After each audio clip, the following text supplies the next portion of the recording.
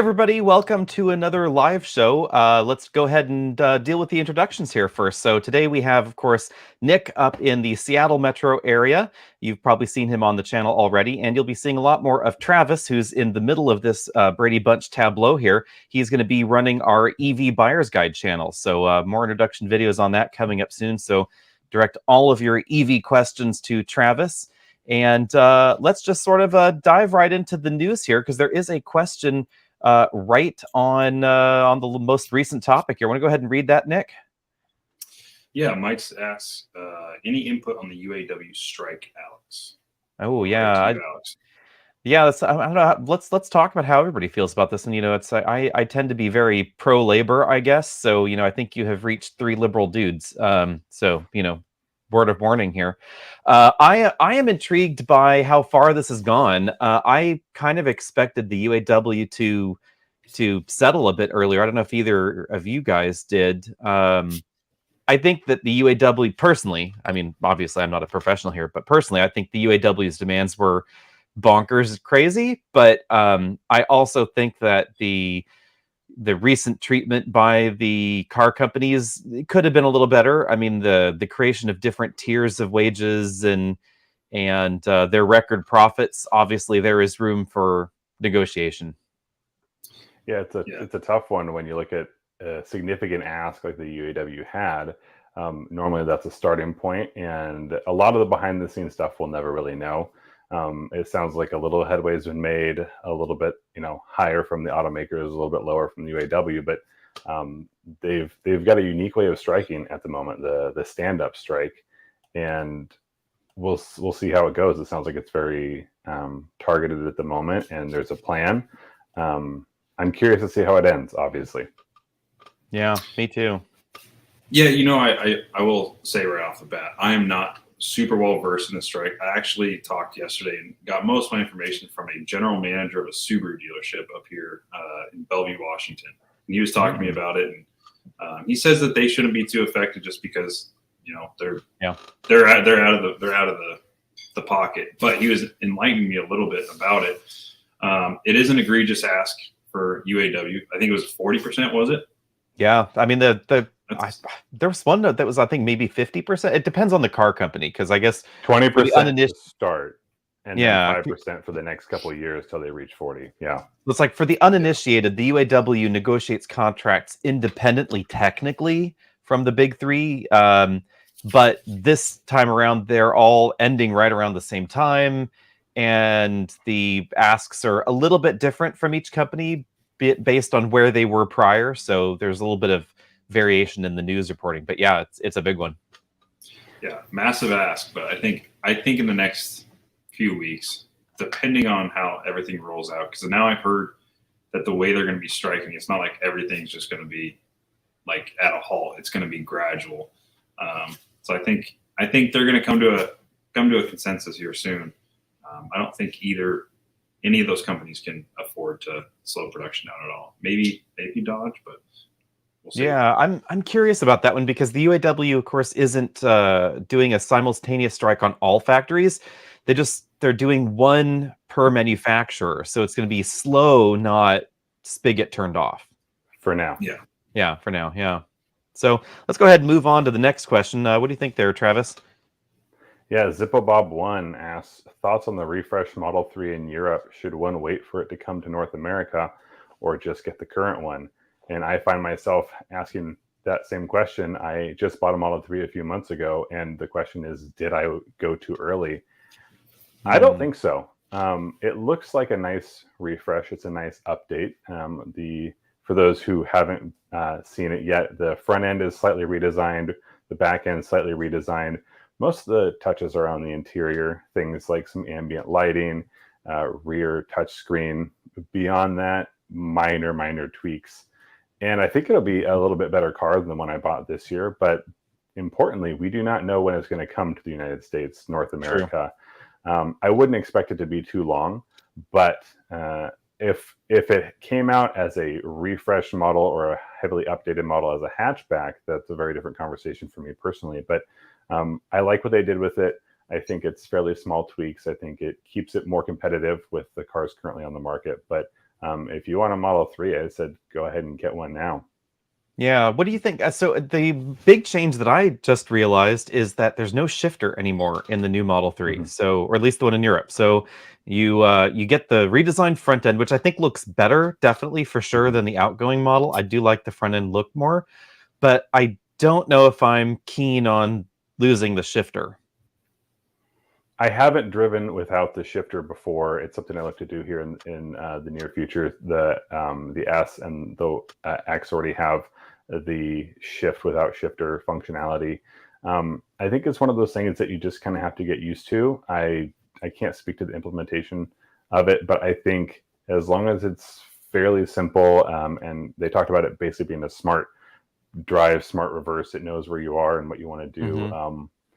If it clears up some room and it works, then I'm for it. But I don't mind currently having the shifter stock and the turn signal stock on my own Model 3. Yeah, so far the people I've talked to haven't seemed to think that smart drive and smart reverse thing works very well. The guy who lent us his Model S said it basically never worked for him, except like maybe pulling out of a parking space. It knew, but he was so used to having to do it himself that he just never bothered to look and see if it knew. Let's go ahead and have Nick take this next one here. All right, Ace of Spades, howdy. Any leaks or news on the CX-70 release date, price, or size? That's a good one. I haven't heard anything recently on CX-70. Have you guys? Mazda's been kind of a tight-lipped thing as far as their product launches goes. I mean, we know my guess would be that it's going to be bigger than the CX-50. Yeah. I go out on a limb there. That's basically it. We know that it's going to be a shrunken CX-90, so my guess would be to expect something, maybe Grand Cherokee sized. Probably about where it's going to go. Yeah, I'm really intrigued to see what this new direction for Mazda is. Neither of you have driven the new CX-90 yet, so hopefully we'll get it up there to the Pacific Northwest soon. But I'm really intrigued to see where Mazda takes themselves, since the other Japanese car companies don't seem to be interested in making rear-wheel drive SUVs. We don't find a rear-wheel drive Lexus TX or a rear-wheel drive Acura MDX. It's basically just Mazda. It's interesting. In general, I like the. Oh, go ahead. Sorry, Travis. I used to work for a Mazda dealership in the service department, and I was always curious. I never really cared too much to learn more about Mazda past just the general information before working there. But I talked to customers, and especially customers of the CX-30 and the CX-50, and they were just they couldn't stop talking highly about them. And the CX-50 was not a thing, or sorry, the CX. What am I saying wrong here, Alex? The new SUV, the 5 versus the 50. Yeah. I was having a mental moment there myself. So yeah, Mazda's naming scheme is confusing me since they're transitioning to this 2-number thing. But yeah. So the new one's the CX-50.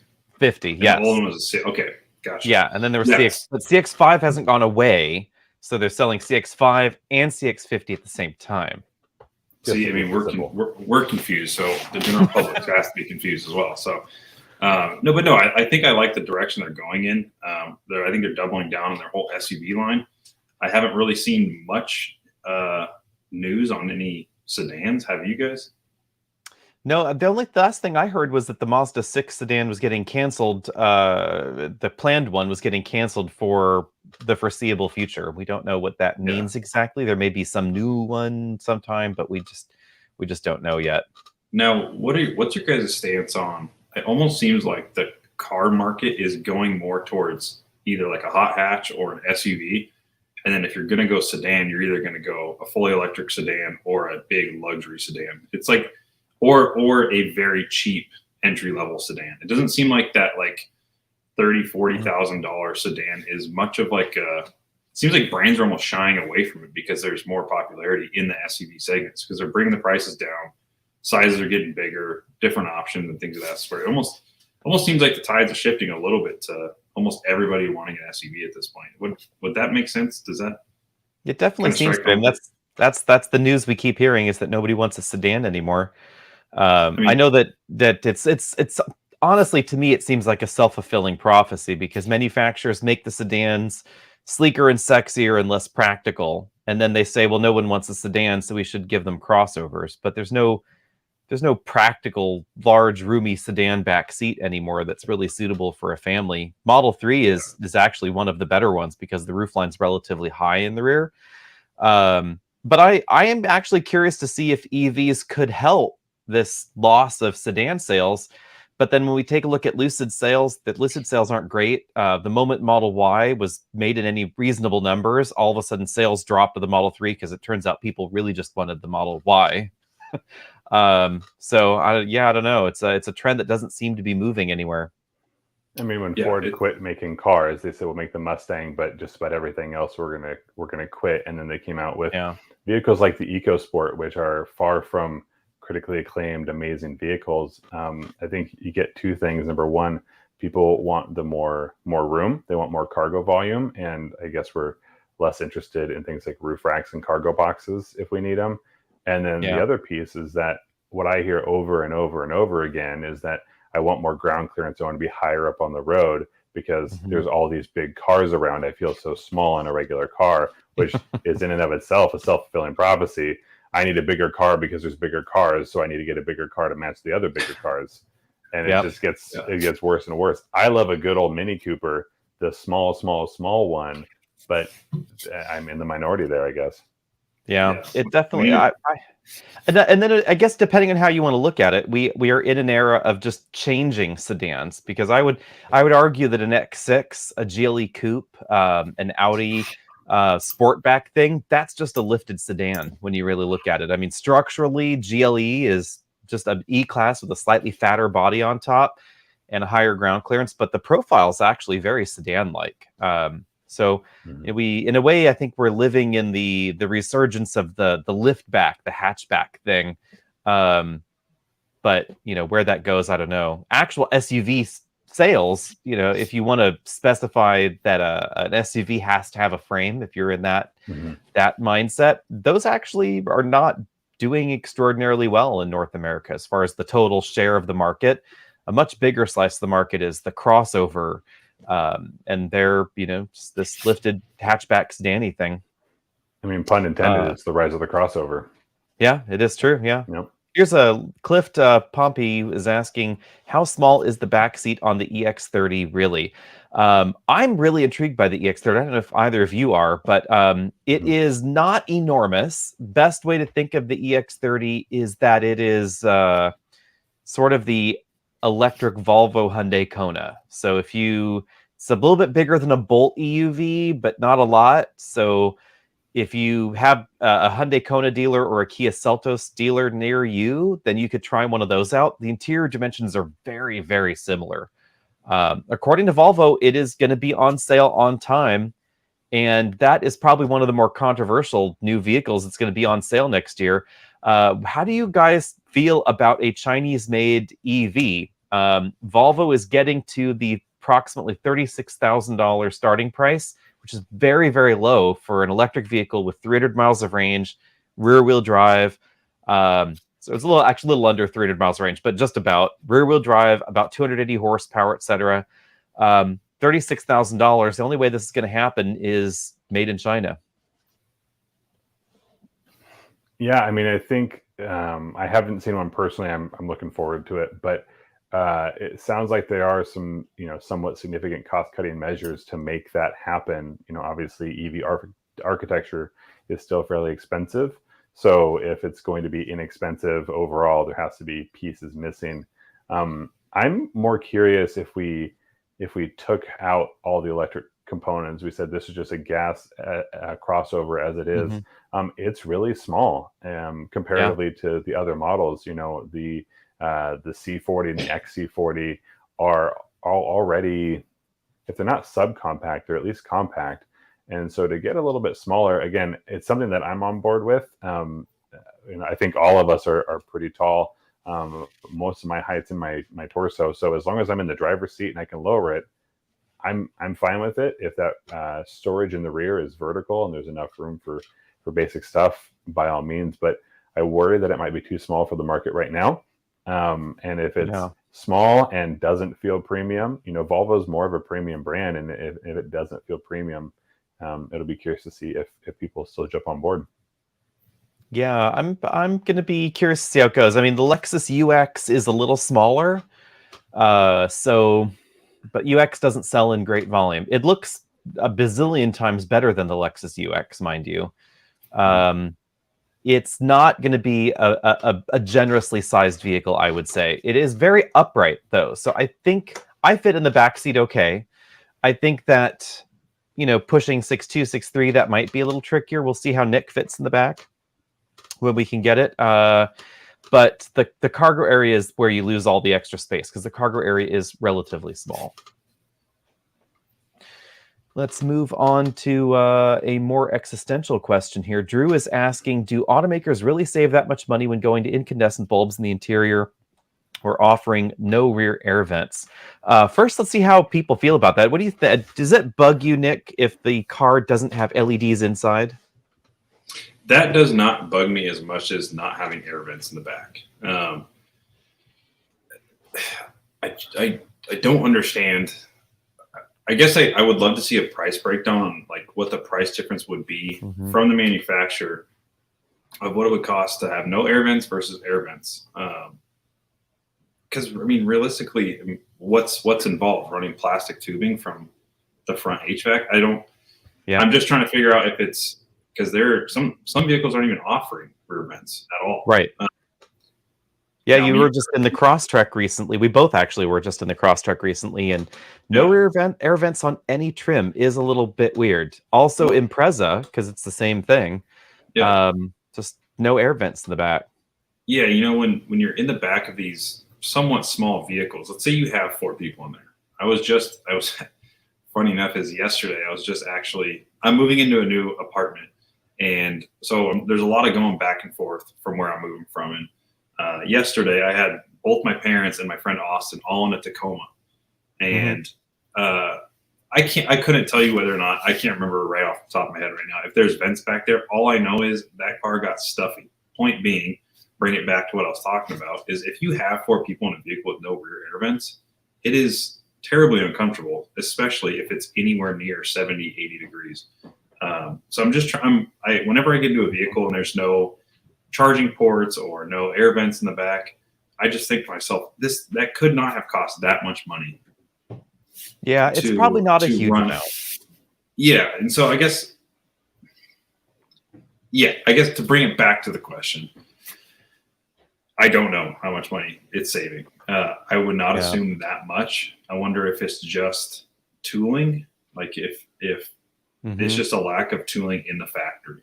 The manufacturers are probably thinking on the lines of there's going to be some extra labor involved in the plastic bit, so it's the cost of the plastic part, which is maybe $1 or $2, and then there's the cost of the labor to install it and the time on the assembly line and how many more vehicles you could build.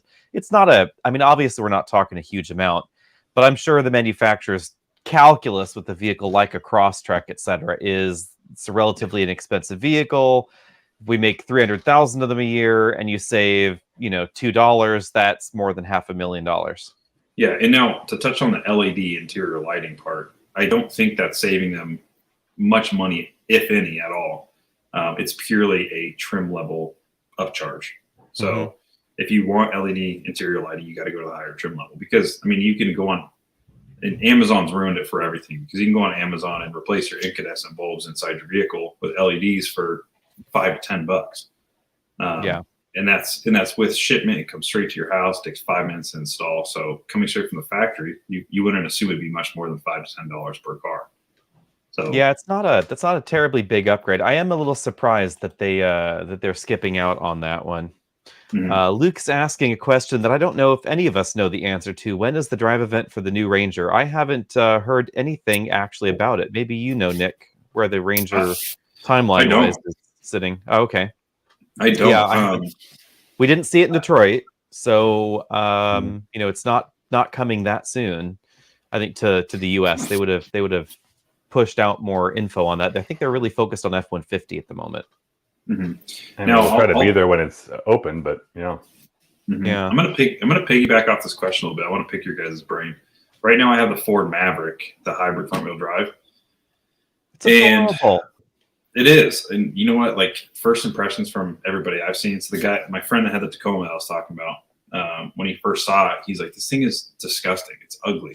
But I'm like, that's not what the sales numbers are saying. I mean, the sales numbers are outrageous and in turn taking away sales from the Ranger. Now, I was talking with him and another friend of mine, because when I'm on my drive home, I like just to talk about cars. So I call, get on my AirPods and just BS about cars. And so we were talking. It's interesting on Ford's part. I want to see what your guys' take is on this. Why would Ford wait so long to bring the new Ranger with no hybrid option, yet keep releasing the Ford Maverick they can't even get orders out on? It just kind of seems like they're digging themselves in a hole. Like they're almost bringing the Ranger down with the anticipation and lack of producing the new model for the US, but at the same time producing another model year of the Maverick that they can't even produce fast enough to keep up with the sales numbers. I'm just wondering, I guess my question to you guys would be, why do you think Ford has taken this route with their trucks? I mean, I know the Ranger and the Maverick are two different sizes, but they're really not too far off. So one sale could take away from the other. So I'd be most curious to see what sales the Maverick is really cannibalizing. And I wouldn't be surprised if it's pulling more from like the Escape than it is the Ranger. I think there's still going to be a significant difference in class for who's looking for a Ranger, who's looking for a Maverick. There's going to be some overlap, but I wonder if they just are confident that the numbers are going to be there. They think it's a different market. I think because there's only two, we'll call them, small pickups. There's the Santa Cruz and there's the Maverick. I think they're hoping that the consumers are going to be coming from different markets, not traditionally the truck market, to jump into those. So that'd be my guess is keep making the Maverick. That's what Ford was certainly hoping. But when I look at the sales chart, right when Maverick went on sale, Ranger sales got about cut in half. Yep, and that's when I was doing research on the, I believe it was the Colorado. I saw how that was. It was like as soon as the Maverick was released, it was a drastic decrease in the Ranger, and then also the Colorado. They came out with the refresh design, and the sales went up. So I guess that's kind of the compiling into my question. Is just, it seems like such a weird move by Ford. The Ranger is such a iconic vehicle for Ford that it almost seems like they're sabotaging their own like icon almost. I mean, Ford Rangers. Yeah, I will say that I know that the Maverick caught everybody off guard. I mean, obviously Ford designed it and they wanted to build it, right? But Maverick's popularity caught even Ford off guard, and the popularity of the hybrid was unexpected. That blew everybody's minds, including the company that made it. And that's what I find most intriguing, which is part of the reason the hybrid does not have all-wheel drive. The hybrid system could have if they wanted to. But Ford was convinced that they would need to make the hybrid system standard in order to shift enough of them to make the fuel economy requirements for the Maverick size work. Because by the time you've shrunken a truck down to Maverick size, which is not that much smaller than a Ranger, it needs to have significantly higher fuel economy than the Ranger. And the hybrid was the only way to get that to compliance for the corporate average fuel economy standards. And ultimately, the hybrid ended up being so popular. I know actually one of the employees at Motor Week can't get her Maverick. She's been on order ever since the drive event. She drove it. She's like, I want one of these. I must have it. Wow. She's been on order since then, and her order keeps getting rolled over and rolled over and rolled over. So maybe she'll get a 2024 because she specifically wants the hybrid. And Ford keeps having to increase production, etc. Because they really thought that nobody would want it. And that's part of why now the hybrid's gotten more expensive, because they realized, oh my goodness, we can actually make money on this thing. And I know that sideways to this, talking with Toyota about their hybrid plans years ago, maybe about four years ago, so definitely solidly before Maverick was released, but Maverick was in development. I asked Toyota, like, what is the plan here? Why is there no truly efficient truck from Toyota? You're a brand that's had a reputation for being fuel efficient and Prius and all these other things.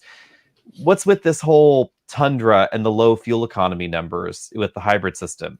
Their claim was customers want towing capability. They want slightly better fuel economy, and they're willing to give up nothing for that. So they want to have the same payload and the same towing figures for the hybrid, because the customer is willing to give up zero in order to get better fuel economy. And it turns out that's just frankly bullshit, because Maverick, there's a huge toll in capability to get the hybrid, and customers don't care. They want a 40 mile per gallon pickup truck. And I honestly am stupefied that Toyota did not beat them there. But Toyota is so frightened of being pegged as the brand with the wimpy truck, because that was the billing, really. You know, when you think about it, when I was a kid, I don't know about you guys, because, you know, we're like tiered in age apparently on this tableau apparently. So when I was a kid, there was definitely this like, oh, Toyota trucks are terrible, they're too small, they're not capable, they're wimpy little trucks. And I think that branding, you know, that perception in the consumer's mind frightened them, and they don't want to have a hybrid truck with excellent fuel economy, lower capability that's branded as the wimpy truck. Yeah, at least they didn't. Yeah, and I would say that the Ranger, the fact that, you know, the new Ranger's coming out, when you look at vehicle development cycles, I wouldn't be surprised if the Ranger was already getting started as the Maverick was gaining popularity. So it might change the next time there's a refresh or a major update, because that scale may have tipped.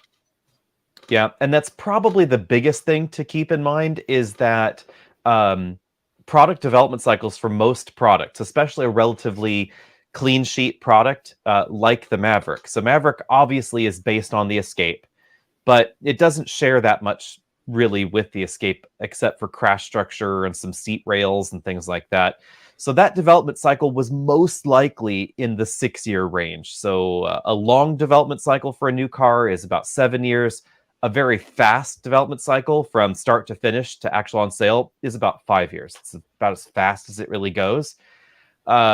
So every manufacturer out there being shocked by Maverick means we could see some of those vehicles come out in the 5-year range after Maverick's first launch. So clearly, for instance, Santa Cruz was developed coincidentally at around the same time as Maverick, but Hyundai did not realize two things. Maverick would be this cheap, and Maverick would have a standard hybrid system. So they did not design Santa Cruz with those two realities in mind. So let's go ahead and move on to the next question. Why don't you go ahead and read that one out, Travis? Yeah, we've got Drew McReynolds asking, are there plans to drive the BMW X5 xDrive 50e? Said the EV range 40 plus miles is huge for a big plug-in SUV. Yeah, and that is a significant number. That is a significant number. And I have to say, I do plan on getting it as soon as I can. Right now I'm driving the BMW XM. What do you guys think of the looks? Have you seen this one, Nick? I have not. Now's the time to Google BMW XM. We'll catch up on this one. When you have feasted your eyes upon it, just jet back in here. I'll say on that 50e, 40 plus miles is a significant range for a big SUV.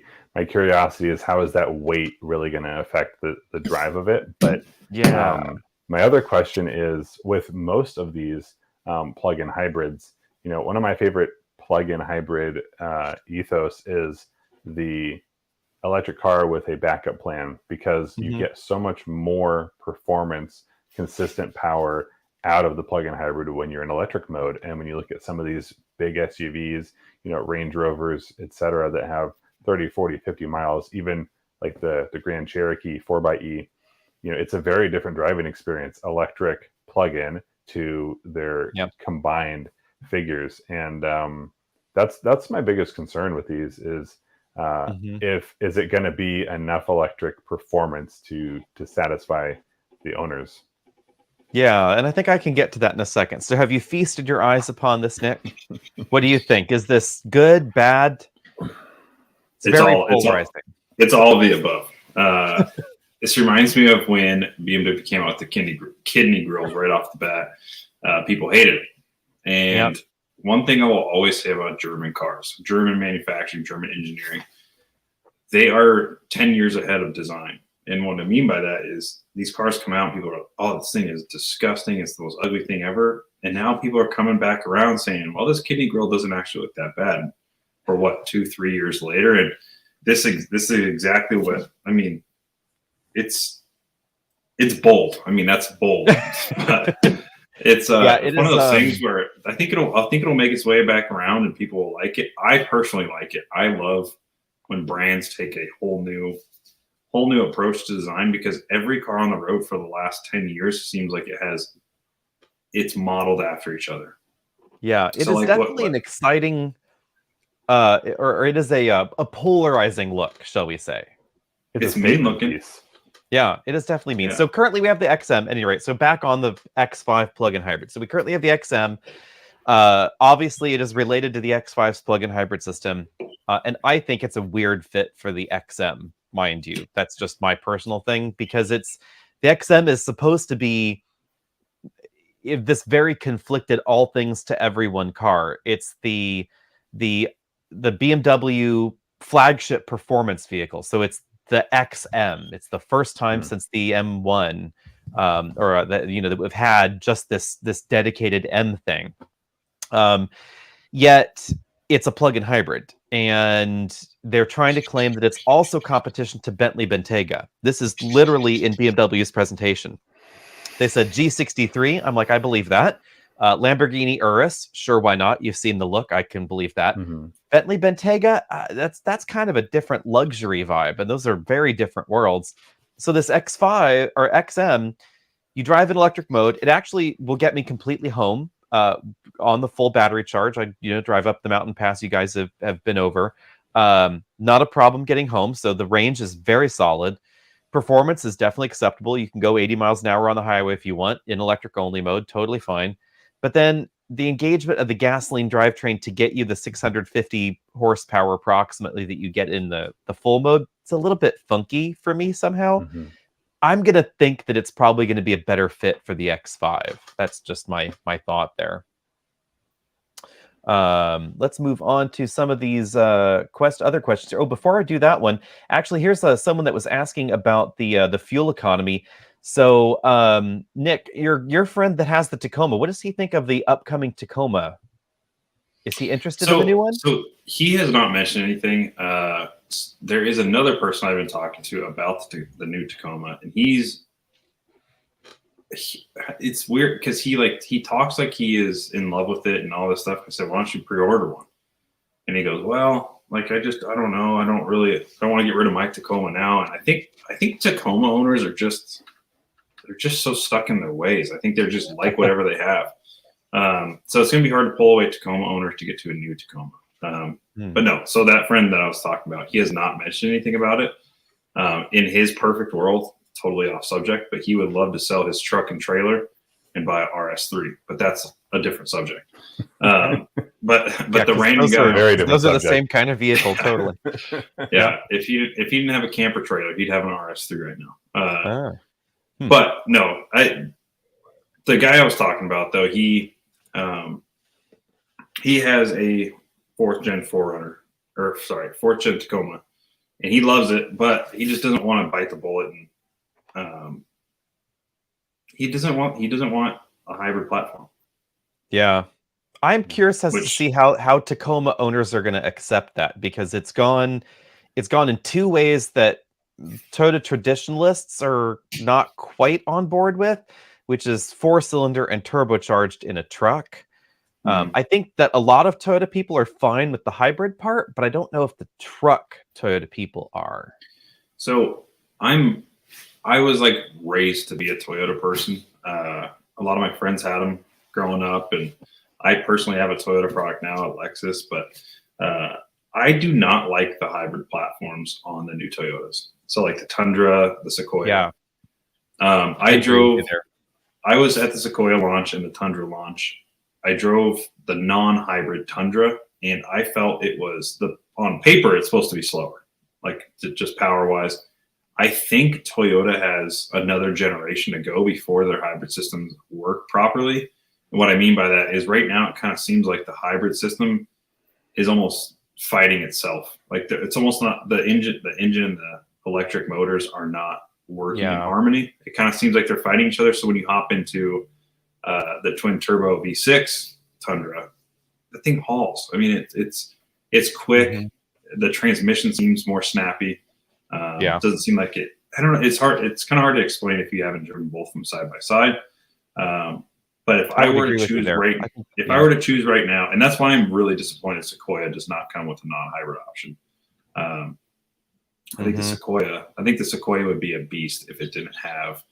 And then also, like, I'm okay. I was going to go down a wormhole there. I'll leave that for another discussion. But point being is, it'll be interesting to drive this Tacoma and see it in person. I personally haven't seen it in person or driven. I don't know if anybody's driven it. Have they? No, we haven't driven it yet, but we will be doing that in November-ish. So soon. Yeah, so it'll be interesting to see how this hybrid system works, since it's a different engine backing it up. It's an exciting time for Toyota. Also a scary time for Toyota, because this is the biggest change I've seen Toyota make in the last couple of years.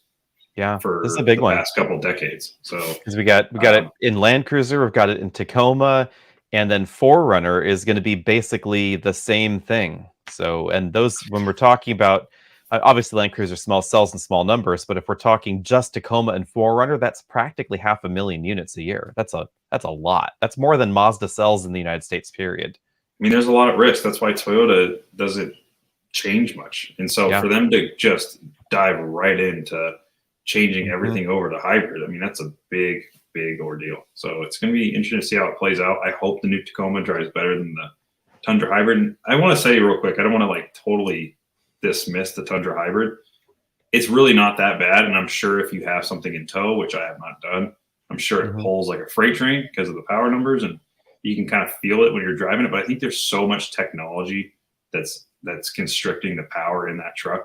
It almost doesn't seem like you utilize as much power as you do with the non-hybrid, if that makes any sense. Yeah, we'll talk on Tundra hybrid later at some other point. But yeah, I'm in total agreement with you there. I noticed the same thing when I drove it that first time at that. Yeah, sorry, I went on a little tangent there. Well, let's go to Kyle's question here. I think we'll just do let's just do guesstimates. So, how high do you think? Because I'm sure there's going to be a markup. How high do you think the markup's going to be on the Ioniq 5N when it lands? I'm going to go ahead and guess average of 10,000 over MSRP.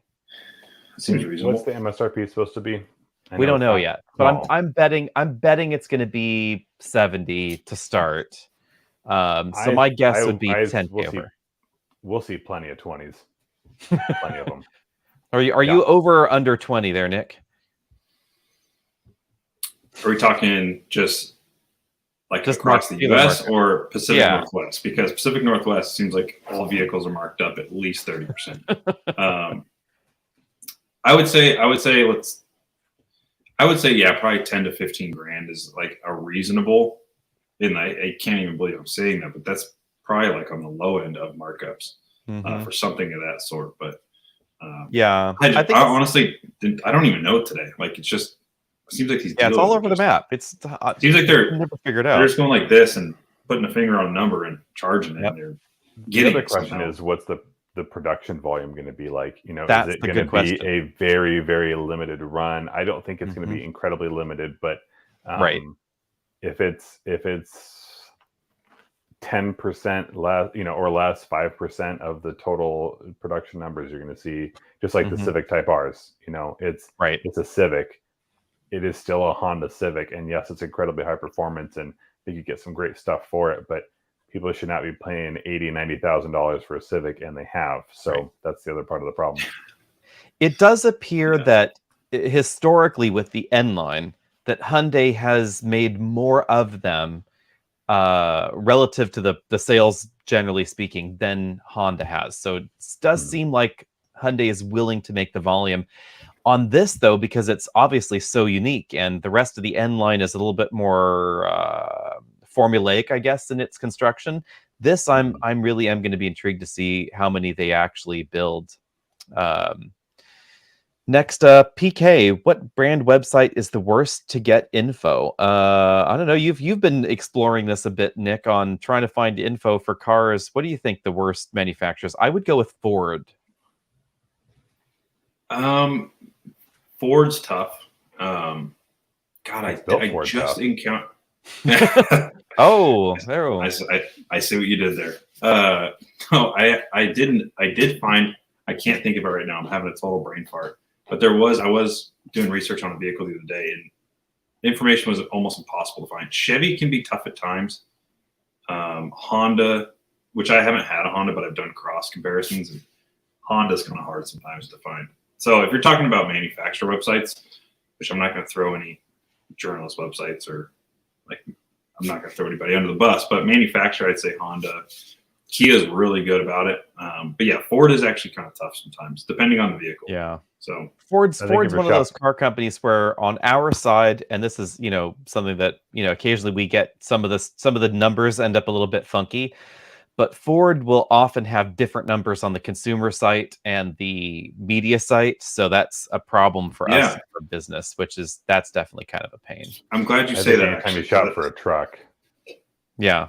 Those lists are enormous, and each option removes another feature package of another one. So, So minivans being my jam, I'll take this one. So MJ50 is asking, and thanks for loving our minivan series, by the way. He's just saying, thanks for the amazing content. Loved your minivan series. What minivan would you recommend for a family of 6 under 43K?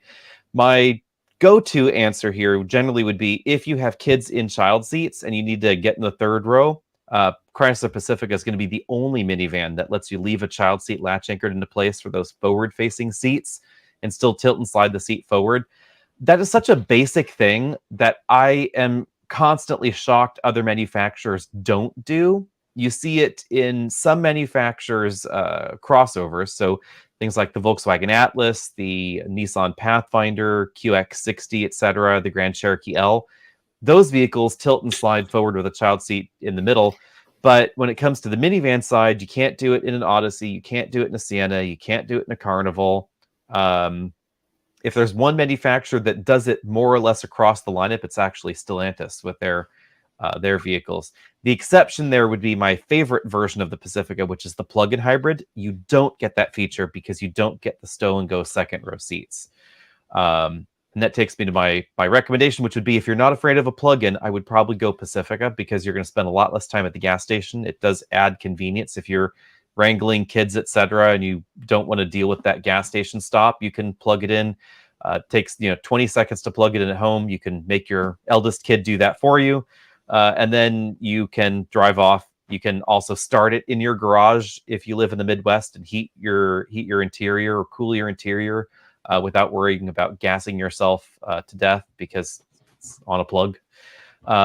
Outside of that, if you're not looking for a plug-in hybrid and you don't need a hybrid, I think the Kia is a very solid option because it's big inside. It has the biggest cargo area in the bunch, so you can stick more stuff in the back behind the third row. And it's the least minivan styled of the bunch, but you don't get all-wheel drive and you don't get a hybrid. Any opinions from the rest of you there? I mean, I'm always pro minivan. I actually just talked to someone in my neighborhood. I'm in small town Washington State, and they have a plug-in Pacifica. And I said, "How do you like it?" And she said, "I absolutely love it." And it's so easy. They have a 110. It's parked outside, and it's the cheapest thing to run, and it does everything I need. Not getting that stow and go is a trade-off, but there's also used ones because it's been out for a couple of years, so you'd have a lot of options. So Elliot Manning is asking, what sedan do you think will get discontinued next? What's your bet, Nick? God, that's a very tough question. I'm going through the Rolodex of vehicles. I'm gonna have to pass this off to you while I think. We're gonna be sitting here for a minute. Let me think, and you go ahead and give your opinion, Travis or Alex. I'm gonna guess K5. Kia K5 is not long for this world somehow. I was going to ask, we're already down Charger, right? Charger's technically done. Can't count because it's already dead, but it's coming back. Right. Charger and Challenger effectively are coming back. We don't know the details though. I would say one of the last standing, the opposite end, is going to be the Honda Accord. But yeah, the K5. I think some of the luxury models, we talked about it earlier, is that luxury sedans still seem to be the only sedan still moving forward and making progress in a big way instead of getting cut and replaced with a crossover. Yeah, I think the K5 is a good one. Like you said, the Mazda 6. Is it coming back? Is it going to get a refresh? Those are that's actually but I'll put it on paper. My last man standing is that Honda Accord. I would not be surprised if we saw some consolidation in the luxury segment. Interestingly enough, like I know it would be almost unthinkable, but I wouldn't be surprised if, say, the next generation Volvo S60 and S90 were just one sedan and they just split the difference or something. I could see the Germans doing that too somehow. Yeah, I could definitely see that. To kind of bounce off Travis's point, the Honda Accord is an interesting one. The Civic and Accord have kind of closed gaps in a way to where they're not. I mean, they are a size. There is a size difference, but like we've been talking about, there's not as much of a need in the sedan market. And if you can get a Civic for X amount of money and pay quite a bit more for an Accord and get marginally bigger space, the Accord could be something I could see go away. But Mazda definitely. Because the Mazda 6 is done, right? Completely Mazda 6 is dead. But I think Donna has a point here. She might be right here. I think that I could see Legacy dying first. I would agree with that one. I didn't even think about that. The last standing for Subaru, right? But that's probably why it's probably next, because we all forgot it existed. And to be fair, so does everybody that goes to a Subaru dealer, because they would rather have the Outback, which is the same thing with a bigger trunk. So, makes sense. Marco is asking about a Tonale. This is an interesting one, actually, because the three of us, we have not driven a Tonale. I'm supposed to have one soon, but Brian, who was actually formerly with us, was the one that went to the Tonale launch, and he is not here. So, but it does drive like the Hornet. I have driven a Hornet, but not for very long, rather, unfortunately. So we don't have a complete video on it. I drove it at a press event where I wasn't able to film it. But it definitely is a practical, fun thing. I wonder about its price tag. Also, there is the worry about Alfa reliability, which is probably a valid concern. I do like the plug-in hybrid thoughts. That's depending on where you are in the world, you may or may not be able to get the non-plug-in hybrid. So bear that in mind. No, I'm curious to see how Tonale does for Alfa. Alfa had been, really setting their sights on this rear-wheel drive resurgence with the Stelvio and the other one that I'm totally spacing out on. But then we have Tonale that's a front-wheel drive, all-wheel drive plug-in hybrid thing. I'm intrigued. And then of course there's the Dodge Hornet. What do you think about the Tonale over the Hornet? I mean, there's obviously going to be a price premium. Do you think you get enough to make sense, or is it almost better to go with, not that it's totally accurate, but like the cheap speed in the Hornet versus a little bit more refinement in the Tonale? I mean, I would probably go with Hornet. Dealer availability is going to be better. So if you have a warranty issue and you're in Michigan because you were visiting family, it's probably going to be, I mean, obviously it's going to be way easier to find a Dodge dealer than an Alfa dealer. That's probably the big reason that I would go Hornet, would be that coverage. Obviously it's going to be a tiny bit cheaper as well, all things considered. The politics of Hornet and Tonale are personally intriguing, because apparently Alfa did not have any say in Dodge getting their hands on Tonale, and Alfa really did not like it, from what I understand. But apparently inside the global conglomerate that is Stellantis, the overarching parent company does not force things on these brands. They just let them do whatever they want, in a way. So Dodge was like, we want a small crossover. We would like a hybrid or a plug-in hybrid. What have you got? And the top people at Stellantis were like, oh, whatever, just like root around and find whatever you like in the parts cupboard. And they just went and raided the Alfa parts cupboard for the Hornet, and that's how we ended up there. So, might be the time to lease that. Yeah. Yeah. I saw a comment too saying something about a lease of Alfa, and I could that might be the only logical way to get into a Tonale. Tonale's got a decent warranty. It's got the luxury car warranty, so I don't know if I would be overly concerned about it. Cost of off warranty repairs can be high, so the Dodge is going to be better again there, and then it's dealer availability is really going to be a big thing. This is an interesting question. We know that Toyota is going to be showing us something in Los Angeles in November. Any bets on what it is? Do you think it's going to be Camry, RAV4, or 4Runner? I think they're going to throw a curveball. I think they're going to bring back the FJ Cruiser. I'm gonna bet against FJ Cruiser. That'd be quite a curveball. Exactly. But I wanted to go out of left field here. My thought process on that one is that I was surprised that at the Land Cruiser Museum, the Land Cruiser lead engineer said that they consider the FJ Cruiser as a member of the Land Cruiser family, which I was like, I did not consider actually. I just thought it was an adjacent product line. Like they don't consider 4Runner to be in the Land Cruiser family, but FJ they jammed it right in there in the family tree. So that was kind of interesting. I think our conversation earlier about the sedans is it'd be curious to see if it's the Camry, what are they doing differently with the Camry?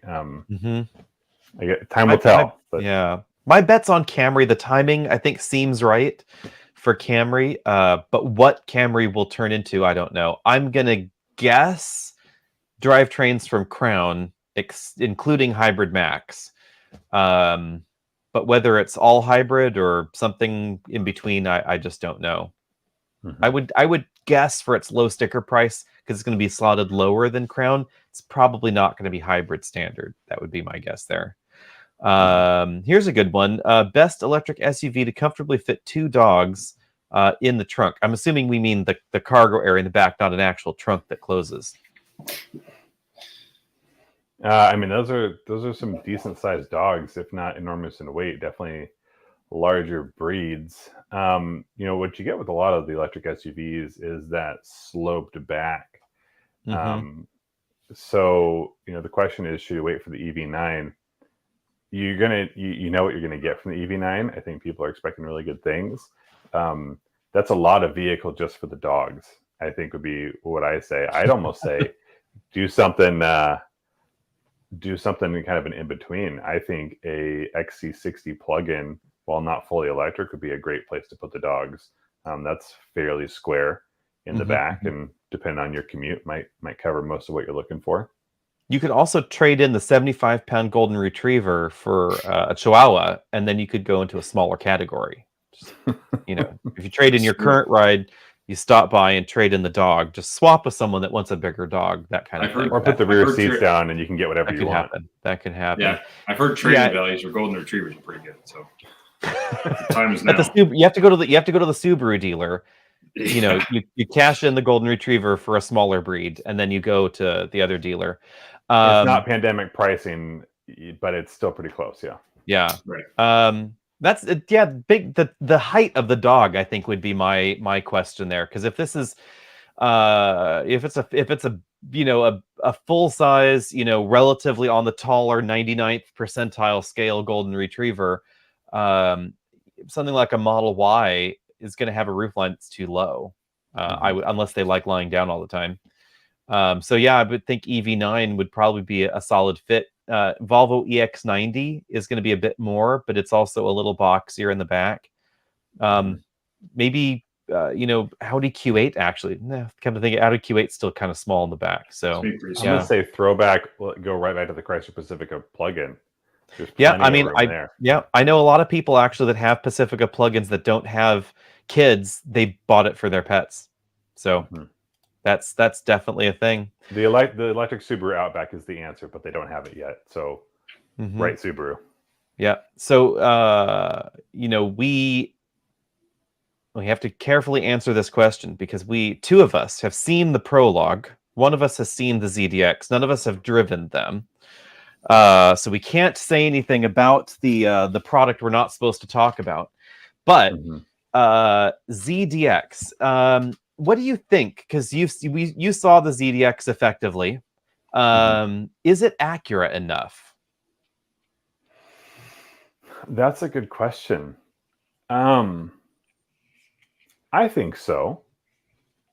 Yeah, I mean, I don't know. I don't have this doesn't feel Acura vibe from it. I mean, I think it's different, but yeah, it looks like an Acura on the outside, feels for sure. Acura. Yeah, and I saw it and I didn't drive it, so it's a little bit different. But I don't think it's worlds apart and totally out of scale. Yeah, I am. It's a great question. I wish we could answer it for you better. I am wondering how it's going to drive, because ZDX looks somewhat Acura-y on the inside, looks very Acura on the outside, a little Acura on the inside, and a lot of GM on the inside. I don't think this is a problem if you're an Acura family and you've got a previous generation Acura TL and you're upgrading to a ZDX. It's going to be vaguely in the theme, right? But if you have a current MDX and then you buy a ZDX for your spouse and you're trading them around, it's probably not overly Acura. Let's put it that way. Like the interface that you're interacting with, it's not overly Acura. The instrument cluster, the steering wheel, the infotainment system. I actually think though that those things are better on the ZDX though, because they're not Acura. I like GM's infotainment software better. I think it's more fully baked. It's attractive. It's useful. Like Nick, you were just driving some of the recent Chevy products like that.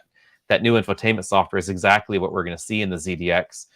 And it's going to get Super Cruise. So that's a win as well. I think the last part of that question says, is it better? Will it be better than the Mach-E? And I think those are going to be very different vehicles. So, yeah. I know it's an electric SUV, but that's a very broad category. So I think you're looking at two different machines there. Yeah. So what do you think of GM's infotainment software there, Nick?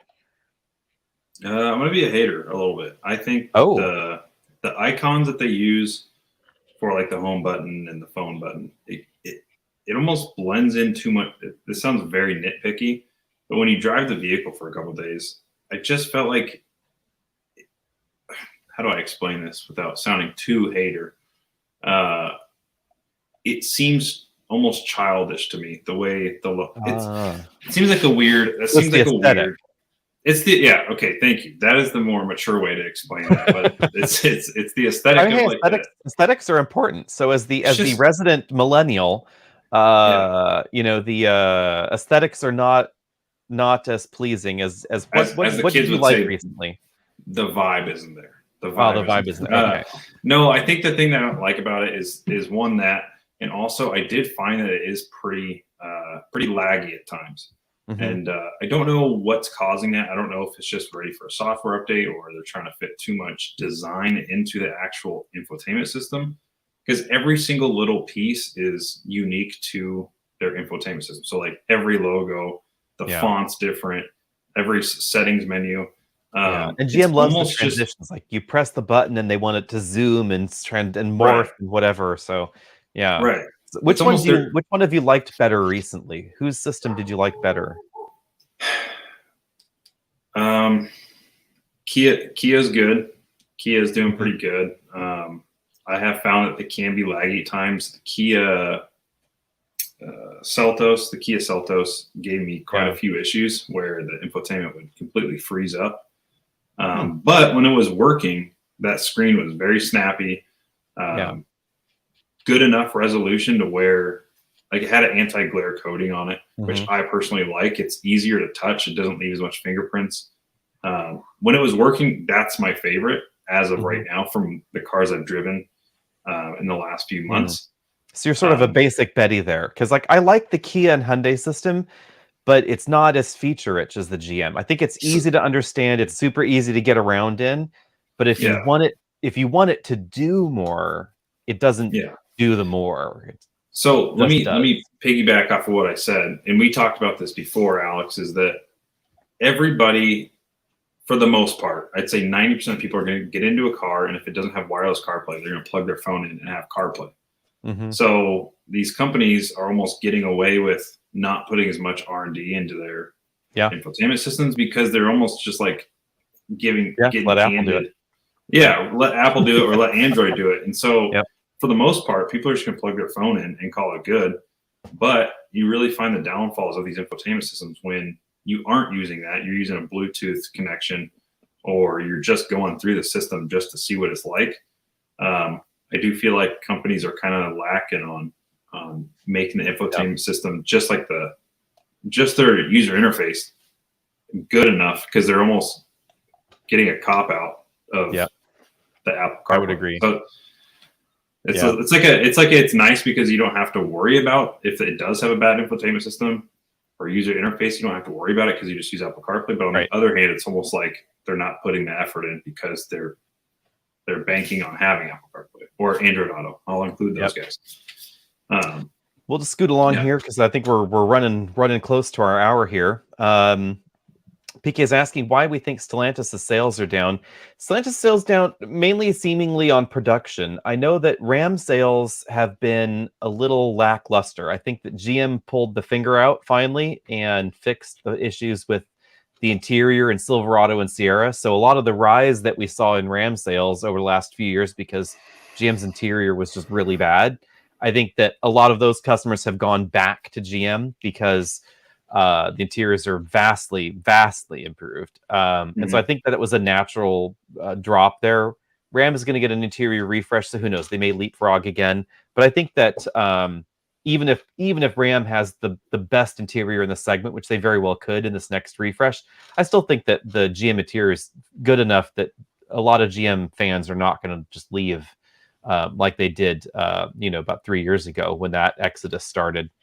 Other than that, it does appear that Stellantis sales are down mainly on production choices. So they definitely are seeing a big drop in their big sedans because those are ending production at the end of the year. And there's already been a natural trailing off of those units. And they're focusing on higher value, higher MSRP models. So Stellantis profits and revenues are way up, but their sales are actually down because they're really focusing on these more expensive models. And then let's move over here to Jasmine. This is kind of an interesting one. She has a 2019 Subaru Crosstrek Limited with 27,000 miles, and she's wanting to know if she takes proper care of it and services it as recommended, how many miles and years could I theoretically get out of it? That's kind of from my end, that's kind of a tricky one. The better you care for your vehicle, obviously, the longer it's going to last. Almost every car built today is going to last over 100,000 miles with relatively little maintenance. If you're driving, 15 to 20,000 miles a year, that should be absolutely the base entry point for longevity. I know that Subarus have had some issues with oil consumption over time, and that's just something that you may have to live with in the Crosstrek when you get to that 100,000 mile mark. But I know my guess would be solid 150,000 without a problem. What do you guys think? I think the question is how much you're willing to put up with. And it's just one of those things that, for a very significant period of time, 80, 100, 120, 160,000 miles, it's going to be a pretty reliable car. But, it's not things like the engine that are going to start going on the longer end. It's going to be that window switch that doesn't work anymore. It's going to be that rubber around the window that needs to be replaced. And so these cars can go just about as long as you want them, but people will move on to the next one when that next repair or that next little issue is just not worth it. So the answer is as long as you want. I mean, just about. They're great cars. Take care of them.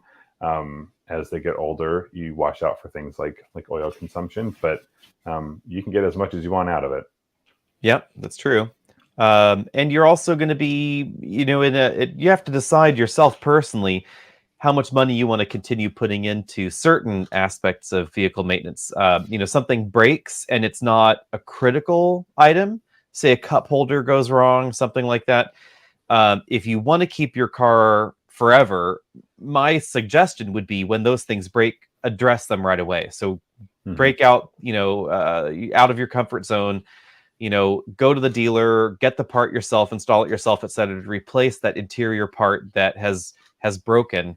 So that way you're happier with it. Because I think the biggest factor in my experience for people that keep their cars for a long period of time is that they're happy with it. So the happier you are with the car, the longer you're going to keep it. And if you're buying a new car and you're thinking to yourself, what should I get that's going to last forever? It's going to, go over that 100,000 mile mark easily. I would start saying, really look at that options list and decide, if you do plan on keeping your car forever and you're really wondering, do I want the ventilated seat or the heated seat or the heated steering wheel or whatever feature is that reach goal for you, that question mark on the feature list? I would suggest going for it, because if you really want it and it's going to make you happier with the car, it could end up costing you less long term because you'll keep your car longer. And generally speaking, the cheapest car to own is the one you already own. So let's move on. Our last question here before we go. What is your top mid-size 3-row SUV in the non-luxury segment?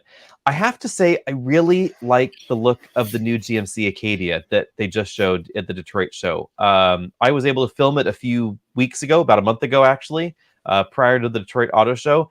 And I was seriously impressed with the interior. I knew that GM was going to improve it, but I did not honestly think GM had it in them to make probably the best interior in the segment. We don't know pricing yet, mind you, but we know that it's going to be more expensive than the outgoing one, but still probably in line with the Toyota Grand Highlander. Mm-hmm. I guess my question would be is how are we categorizing luxury now? Because it almost seems like every brand, especially Kia, I've had quite a few Kias in the last couple of weeks. They're bargain for what you're getting. Yeah, it's like it's not luxury pricing, but you're getting a pretty luxury. And I'm gonna get pointed fingers at, because calling Kia luxury when you think luxury like Bentley or Mercedes, like what is the threshold? So I guess in just like the mass-produced vehicles, I feel like everything's getting towards that luxury side, and everybody's like kind of fighting for it. So before going out too far, that Acadia is very nice. And yeah, I think the non-luxury versus luxury, I think every vehicle almost has a trim level that's luxury now. Luxury tends to mainly be a brand thing for it in most. The way it's generally defined is it's either by price or by brand, and that's why there's this huge debate, and I'm sure Travis will chime in here, but there's this huge debate: is Tesla luxury or is it not luxury? I think unquestionably it's luxury, and generally speaking, most auto review outlets put it in the luxury category because of brand and price combined. And you can be there on one or the other. So, a Mercedes is unquestionably luxury, right? So like in the US, there are the top line luxury brands. There's Mercedes, there's BMW, there's Lexus. It took Lexus a while to get there. Lexus was in that like Tesla window. Is it luxury? Is it not luxury? Now I think pretty universally Lexus is considered a luxury brand.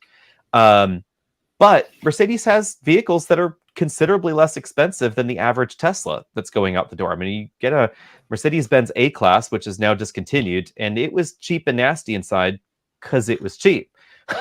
And the GLA and the GLB, they're not extraordinarily great vehicles necessarily. If you're considering an S-Class as the benchmark for luxury, then no, that is not the thing. But it's still, this luxury branded thing, like the BMW 2 Series, the Lexus UX, etc. So is that unanswerable question in a way? Is a Kia Telluride more luxurious than a Lexus UX? You betcha. But it's not a luxury car because it's not a luxury brand. And in its segment, it's not luxury priced either. But you Model 3, you Model Y, Model X, Model S, they're solidly priced in that BMW Mercedes cross segment. And the Tesla brand is hugely desirable. One could honestly argue that from a desirability standpoint, Tesla has greater brand presence than I think undisputably than Lexus in the US right now, probably better than Audi in the luxury shopper segment. Tesla is currently the biggest luxury brand in the US selling cars.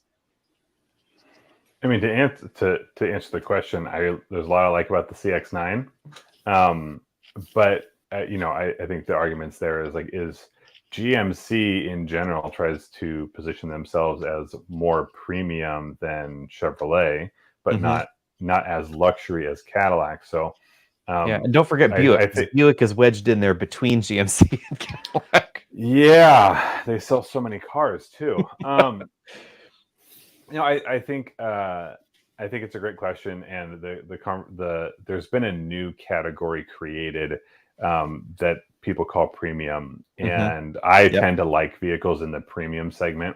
I feel like you get enough for your money without getting things that you really don't need. And Alex referenced Tesla, and I have my Model 3, and we had this conversation the other day about, is it luxury? And I tend to put it on the premium scale, but it is a luxury price tag. I think the difficulty when comparing Tesla to legacy manufacturers is they have a significantly larger lineup of vehicles. And so when you get those cheaper Mercedes, it's because Mercedes is part of a larger group they can pull cheaper parts from to throw in that car. And it still has a badge, and they still provide an experience, and you still get a key that says Mercedes, but they're very different vehicles. So I think a good corollary in a way would be like Volvo, because Volvo does not have a full luxury lineup, but Volvo's brand presence has significantly elevated in the last decade because they've really focused on improving the interior quality, etc. But like Volvo does not have an S-Class competitor. They don't make anything bigger than an XC90. So it is interesting that the manufacturers approach this luxury question differently. But on the premium side of things, I would argue, premiums always existed in the General Motors world. We had Chevy, we had Oldsmobile, you went Pontiac if you went slightly racier Chevy, and then we had Buick above that, and then we had Cadillac above that, and that was supposed to be their order. And now premium is whatever you want it to be, because this kind of tiered segmentation just does not exist in that same way. Buick is trying to make this thing slightly more premium. And then you've got Acura, which initially was seen as more of a peer to Lexus, or Honda really wanted them to be. And I think clearly that has not gone the way Honda might want Acura to go. And it's not really seen as a luxury brand in the same way that Volvo is, or Audi is in North America. Sort of that semi-step below in the European premiumness scale. You got Mercedes and BMW at the top. Mercedes undoubtedly above BMW in some circles. And then you've got, the Audis, the Volvos, and the Lexuses in that realm. Lexus is often seen as that sort of tertiary level of luxury because RX and ES are their biggest sellers. They're not sporty. They're, kind of in this different little realm. And then solidly a step below that, we have what we find from Acura. Eternal questions. And then let's talk about that next time, though, because we have now hit our just over the hour mark. And maybe next time we will talk about, why does Chrysler still exist? Because I definitely have some questions about that. So that's fair. See everybody later. And, be sure and find us over at Facebook, Twitter, Instagram, all the other social places. I had a question in this list. Someone was asking, where are all these questions coming from? If you are not subscribed to all of the Buyer's Guide channels, you should subscribe to the other ones, because this is simulcast on Facebook and the YouTube channels at the same time. So if you're not seeing all the comments, then you're not subscribed. So see everybody later.